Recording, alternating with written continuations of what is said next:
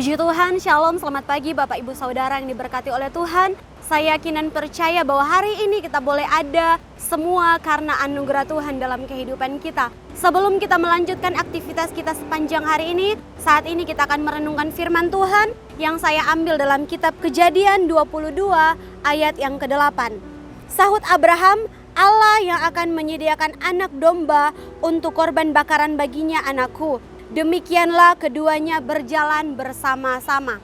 Puji Tuhan, kita tahu bersama cerita ini bagaimana Tuhan menguji kepercayaan Abraham. Bagaimana ketaatannya kepada Tuhan, dia mau tetap taat, dia mau tetap setia, atau dia tidak akan melakukan perintah Tuhan.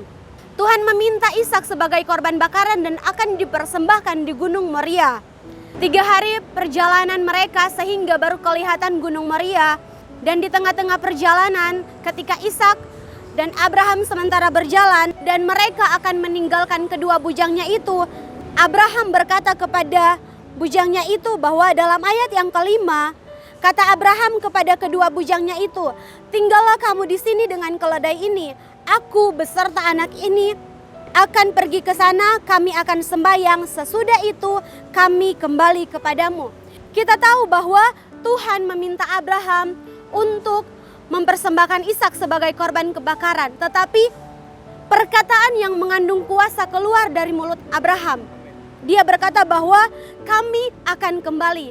Itu hal yang tidak mungkin terjadi karena Abraham tahu bahwa dia akan mempersembahkan Ishak sebagai korban bakaran. Tetapi dia berkata bahwa itu akan terjadi dalam kehidupannya.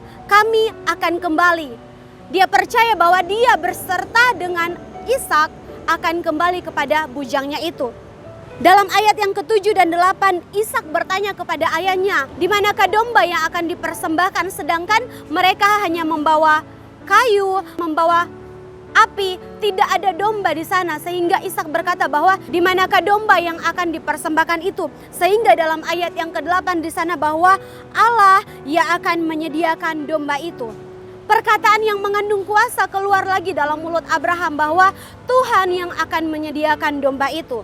Dia tetap mau percaya kepada Tuhan. Dia tetap mau taat kepada Tuhan. Apapun yang Tuhan minta dalam kehidupannya. Dia tahu bahwa Ishak adalah anak perjanjian yang Tuhan janjikan kepada Abraham dan Sarah. Berkat ketekunan Abraham, berkat ketaatan Abraham, Tuhan menolong Abraham. Dalam ayat yang ke-12, firman Tuhan berkata bahwa lalu ia berfirman, "Jangan bunuh anak itu dan jangan kau apa-apakan dia. Sebab telah kuketahui sekarang bahwa engkau takut akan Allah dan engkau tidak segan-segan untuk menyerahkan anakmu yang tunggal kepadaku." Anak satu-satunya yang dimiliki Abraham, dia tidak segan-segan untuk menyerahkan itu kepada Tuhan karena ketaatannya kepada Tuhan.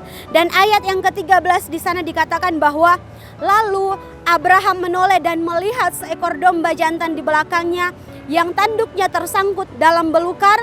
Abraham mengambil domba itu lalu mengorbankannya sebagai korban bakaran pengganti anaknya.